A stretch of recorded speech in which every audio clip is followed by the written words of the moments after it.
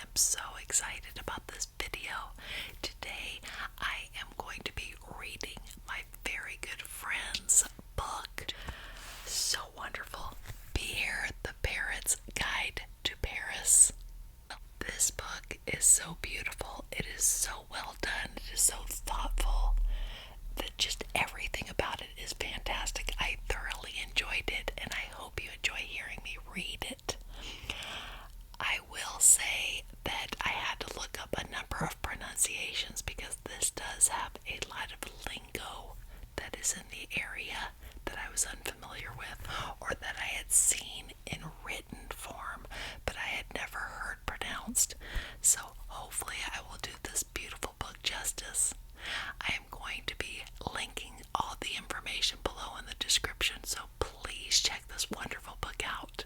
Before we start, I would like to thank all the members on this channel and all of you for being here, for subscribing, for leaving a like and a comment, for hyping the video.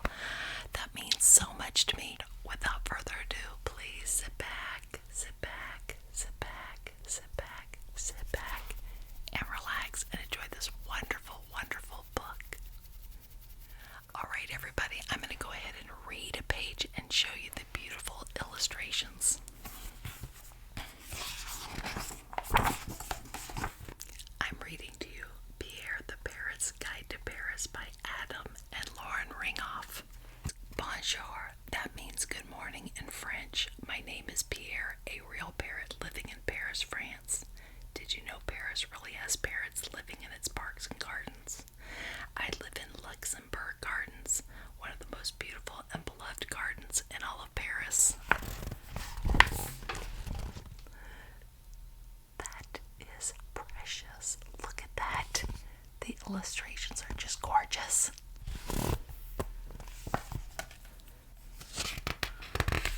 So beautiful. I have a very special day planned for us, and I would love for you to join me. See this map? It shows all of my favorite places in the city. Paris is waiting for us, and I cannot wait to show it to you.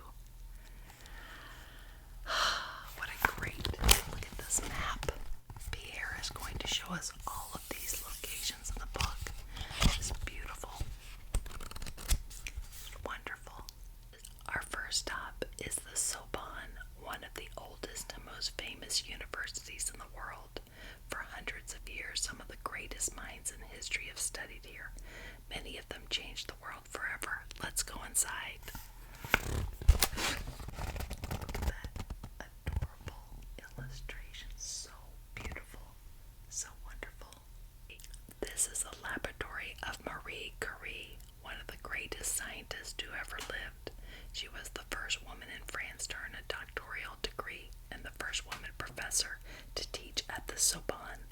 She was also the first woman to win a Nobel Prize and the first person to win it twice. Her discoveries about radioactivity have helped doctors save millions of lives. So precious. Just love all the detail. So wonderful. From one of the most famous universities to one of the most famous bookstores in the world, our next stop is Shakespeare and Company. Tucked in the heart of Paris, this magical bookstore has welcomed writers, dreamers, and readers from all over the world. Look at that. So beautiful. Pierre. So wonderful. Inside, thousands of books are stacked from the floor to the ceiling, each one telling a different story. Paris is a city with so much history and culture that it has inspired some of the greatest stories ever written. Lucky for you, I know just where to take you next.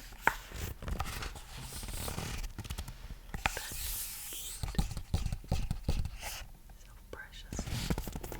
This building is called the Pantheon.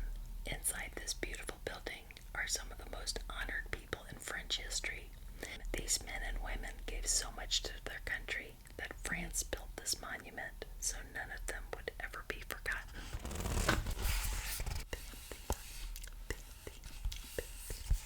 Inside Inside these halls rest the writers, artists, scientists, and heroes whose work and ideas changed the world.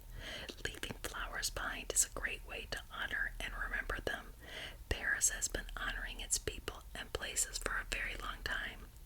As a matter of fact, the next place I want to show you has been part of history of Paris for nearly 900 years.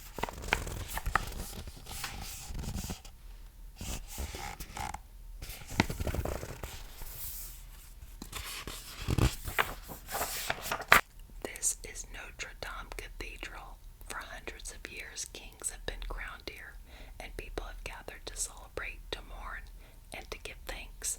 I have flown over it 1,000 times, and it still takes my breath away.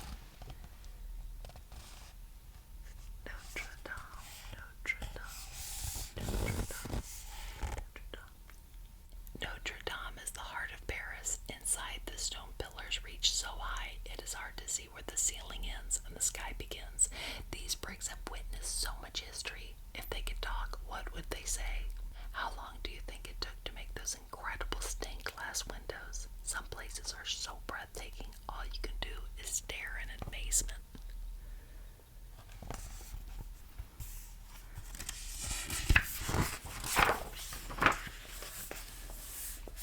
Next up is the Louvre Museum, one of the largest and most visited museums in the world. The Louvre sits right on the river Seine, which divides Paris into two sides, the left bank and the right bank. Inside are some of the most famous works of art ever created. I bet it would take more than a year to see everything. Beautiful, just beautiful. The Louvre is filled with treasures from thousands of years of human history, and the most famous painting in the world hangs right here on this wall. It is called the Mona Lisa. The Mona Lisa, and millions of people travel from all over the world just to see her famous smile. What do you think she's smiling about? Phew, all this sightseeing has made me hungry. Cafe culture is one of the best things about Paris. It's a reminder to slow down and enjoy time with friends. Now is a good time to join my best friend, Baguette the Wiener Dog, at a local cafe for croissants and treats. Some people say Baguette looks just like a real baguette. What do you think? Look at that. How adorable is that? He is so precious. Look at the little poodle back there. Lovebirds. Lovebirds enjoying their delicious croissants and coffee. This looks like a dream. Did you know that cafe culture is so important in Paris that there's even a cafe just for dogs? This is La Bonne Apart, where dogs gather to share a delicious meal and enjoy the company of good friends. In Paris, slowing down and savoring the moment is not just something people do, even the dogs do it. This looks like Buddy. Totally looks like Buddy. How adorable is that? Oh, I love that. Precious.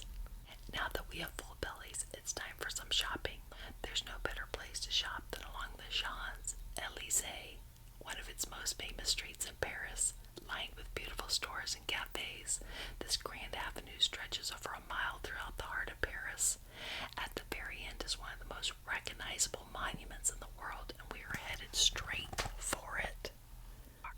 This is Arc de Triomphe, built by Emperor Napoleon Bonaparte to honor the brave soldiers of France. From the top you can see 12 avenues filled with cars spreading out in every direction like rays of a star. Our next stop is one of the most famous places in the entire world, and Pierre is sure you will recognize it the moment you see it. There it is, the Eiffel Tower, the most famous landmark in all of Paris. Built as a part of the World's Fair in 1889, the tower was only meant to stand for 20 years. Paris loved it so much they decided to never take it down. Oh my gosh, Buddy, escape in the park. Oh my gosh, there's me and Tom and our two kids and Buddy running towards us. Yep, and we have croissants and delicious desserts, so that must be our family. A parrot like me can fly straight to the top, but millions of people visit the Eiffel Tower every year by elevator or by climbing the stairs. Did you know the Eiffel Tower has 1,665 steps and stands 81 stories tall, making it the tallest structure in Paris. From up here, you can see every place we visited today. If you went to the top, would you take the elevator or would you climb the stairs? Our next step is Les Invalides, the famous military museum on the left bank. Inside, you will find incredible stories of bravery and the resting place of one of the most important leaders in French history. Can you guess who it is? Here's a hint. He had something to do with building the Arc de Triomphe. Under the museum's large dome rests the tomb of Emperor Napoleon Bonaparte, one of the most famous and powerful military generals in history. Here's a fun fact. Many people think Napoleon was very short, but he was actually average height for his time. It was not his size that made him great, but it was his heart, his courage, and love for France that made him such a strong leader. Now follow me as we fly across the city to Montmartre, one of the most colorful and creative neighborhoods in Paris. Perched high on a hilltop, this is where talented artists, painters, and musicians of Paris have worked for hundreds of years. Right in the middle of all of this is the famous Moulin Rouge, one of the most celebrated music and dance theaters in the world. There, Moulin Rouge. At the very top of the hill stands Sacré-Cœur, a stunning white church that can be seen from almost anywhere in Paris. Street musicians play, families gather, and lovelocks cover the railings. All of this flying has made my wings tired, but I know another way to get around Paris.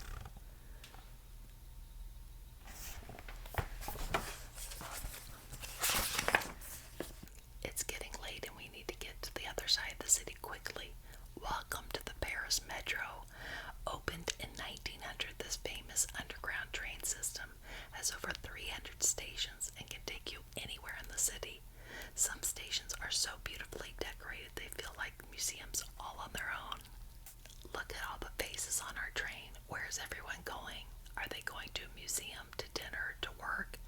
In Paris, the metro is not just a way to get somewhere. The metro is a window into the lives of everyone who calls the city home. Wow, it looks like the sun is setting over the River Seine. Under the orange sky, we see a riverboat in Paris known as a bateau mouche that glides gracefully along the water. These famous riverboats carry passengers past some of the most breathtaking river views in the world.